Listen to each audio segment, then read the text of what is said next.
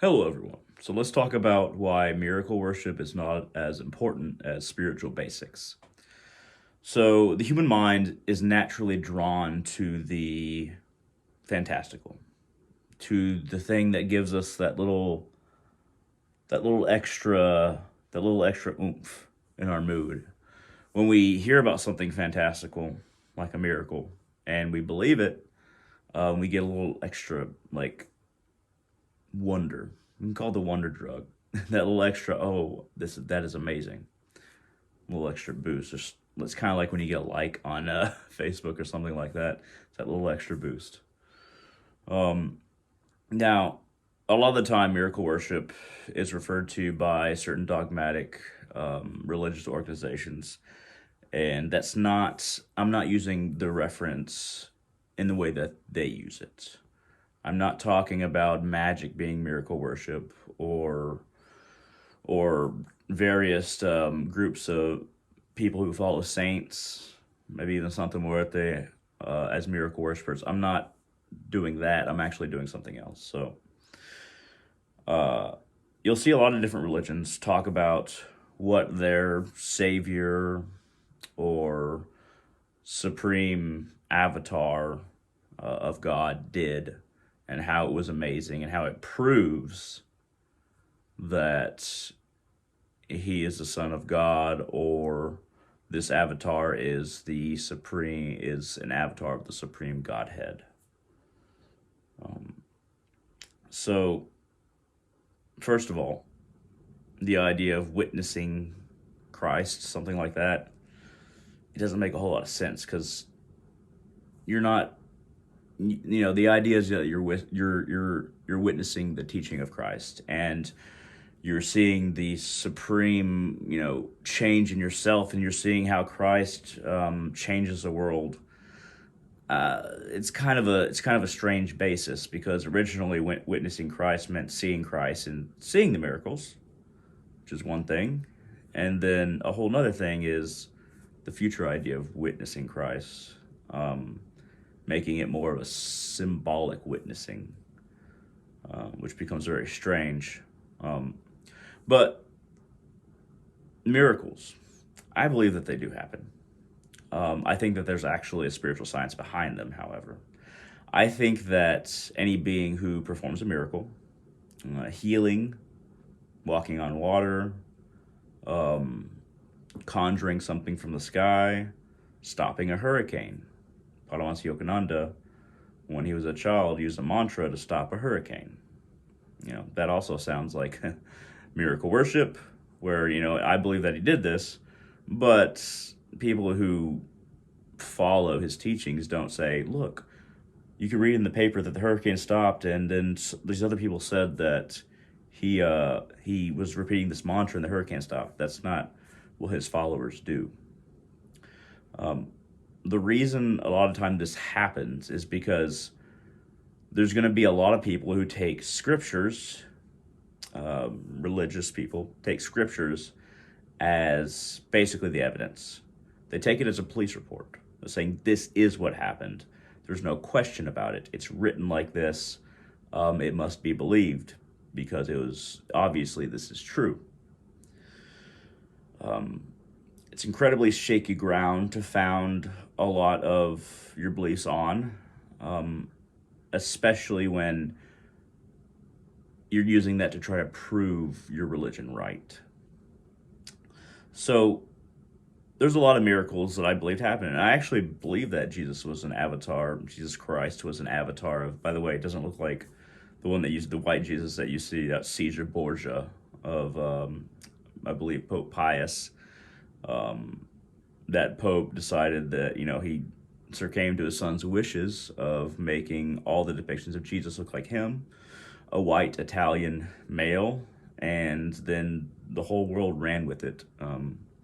I believe it was during the Renaissance, and a lot of strange things around that image. But regardless, um, it's if we focus on if we focus on what other people want to prove to us, based on what they think is the absolute truth in writing we're not going to get very far spiritually or get closer to God, to be honest. But I do believe that all these miracles happen. Like I said, Jesus walking on water, healing the sick, turning water into wine. And then, of course, in Islam, we have him bringing back, I believe, his friend Thomas. That everybody, when Jesus was a child, everybody was accusing Jesus of having pushed this other child off of a roof. So Jesus brought him back to life, and Jesus is a kid as well. And he said, "Tell them I didn't push you off the roof." And he told him. I can't recall if that child died afterwards or if he kept on living after he brought him back. I'm not exactly sure. But no, I believe that Jesus Christ was an avatar. I'm not going to tell you of which particular side of God, but I believe he's an avatar. I believe that Krishna was an avatar. I believe that Shakyamuni Buddha, or the historical Buddha, was an avatar. I believe that these avatars performed many miracles, many wondrous feats. And if you look into not even Hindu scripture, which, I mean, of course, you're going to find as many miracles, but if you just look into Hindu accounts in the last 200 years, there's been a lot of people performing miracles in India and in Tibet at a remarkable rate, considering how many people value the few miracles Jesus did thousands of years later. But the reason that these masters, these saints, these sadhus, these gurus, these yogis, the reason they don't come down from their mountains, their peaks, and perform these miracles in front of people and be like, "Look, I obviously have the way. I am obviously right." First of all, they don't care about being right. It's not about that. Second of all, they understand that this world, this reality, and the multiverse is Maya. It's illusion. These miracles are very small compared to the miracles that we can perform for ourselves within. Manipulating Maya, the illusion that this whole multiverse is composed of, it's not that impressive. And avatars, including Christ, and saints and yogis, great yogis, and sadhus, great sadhus, they know it's not that impressive. Also, they're not trying to mess with free will. Everybody should be able to believe what they want, but they know it's actually not that impressive. It's almost like if they see that they're making a paper mache volcano for like a group of fifth graders and making it erupt, and all these fifth graders are amazed, but they know it's actually pretty basic. It's not that amazing. But the human mind, it attracts to the powers to manifest food, to heal just out of thin air, to move elements of nature, to move mountains even. It seems so fantastical that it gives us a little bit of a high. But what should give us a high, and what's actually more useful, and why a lot of the true wise men and sages and wise women taught the basics of how to meditate, how to pray, how to live in the world, how to approach every situation from your heart, from love, and how to be detached while still kind and loving. The reason why all these basics are the things that great people taught is because these are the true miracles. So siddhis are powers. In Hinduism, in Hindu, Sanskrit lingo, siddhis are powers. So, you might work 30 years to figure out how to walk on water. It requires a lot of meditation, requires understanding your own energy, developing that energy in that specific way. There's a whole bunch of Hindu tales talking about how, I'll give you one, very short. One man, he went to a monastery. I think he was in India. He might have went to Tibet. He might have remained in India regardless. And he came back after 20 or 30 years, and he came back to his father, and he started walking on water. And then he walked back. And his father asked him, "Is that all you've learned?" And he's like, "Isn't that enough?" And then his father's like, "No, how is this useful to you?" I mean, boats can travel on water. Sure, walking on water is pretty miraculous, but how have you changed yourself? How have you conquered yourself, which is the only thing that you have the right to conquer? You can conquer the viscosity of water. You can learn how to breathe fire if you find the right teachers and you dedicate enough decades to it. And it's not going to be like dragons or anything like that. It's a little bit dramatic, but you can do that. But it doesn't. We can light a match and get fire. We have boats for water. How are you taming yourself? We focus on the miracles because we like those little highs. Um, it's fantastical, and the fantastical in religion is the easiest way to get converts, but the surest way to not get devotees, true practitioners, true devoted people. I think that I'm at a point in my life where I'm starting to realize how miraculous just being able to meditate correctly is and what it can do, and how there's a vast amount of experimentation I can do in it. Like if I start breathing a particular way and I do that for 10 or 20 minutes, and then I'll see how that affects me. Or I'll focus on a part of my body, I'll focus my attention, same meditation posture, not moving my head, just focusing my attention, my consciousness to a particular part of my body and breathing a certain way and trying to coalesce energy there, trying to make the focus on my knee, my thigh, my little toe, and see what kind of energy I can manifest there. It can be fun. It can be like a science experiment where you're just working with yourself. You can't show anybody else, so it's not as dramatic, but it can be pretty remarkable. And magic as well. Feeling the energy when you cast a spell. I don't curse. That's a different kind of pleasure. But when I cast spells, they're to benefit myself or others, or protect myself and others.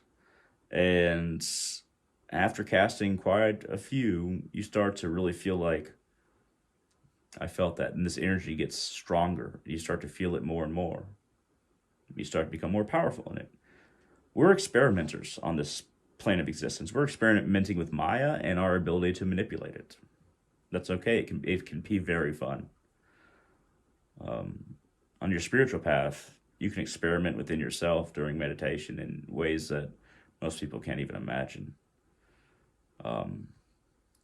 You can meditate on fire at the base of your spine, put your focus there, and visualize fire going up as you breathe in and going down as you breathe down. You do that for a while and start to feel an energy moving in you. Those are the miracles that are the most remarkable. And honestly, the deepest and the most significant. It's when we're experimenting inside ourselves. All this material, it doesn't, manipulating it is cool, but it doesn't matter if you manipulate it. I mean, sure, it's really nice to make rocks into food and things like that. But I think it'll feed a lot of people, but I think that what feeds people the most is the ability to make a difference within themselves. And that is the most remarkable thing. Even more so than moving a mountain. And when Jesus said, I and my Father in heaven are one, he wasn't talking about his body. If you worship Jesus as a face or a body, that's just basically idolatry. He was talking about a state of existence that we're all meant to be on, eventually, that we all have to work towards. And that's the message that was lost because of all the people afterward who wanted to make the Bible into a steak that they wanted to cut the pieces out that they thought were the best and discard the rest. But what they cut was the fat. And the meat of the Bible was tossed aside. That's true with a lot of religious texts, actually. That's why I consider myself a spiritual person, but not a religious person. And also, I'm a bit of a universalist in a way. That's why a lot of people are confused by what I do and my various practices. But don't worship miracles. Find the true miracles. The ones that you can do if you try hard enough within yourself. The ones that perhaps you can't show anybody. But the ones that really show how much you can do. And the sages are the ones who kind of founded these teachings. They didn't say who they were in the Upanishads.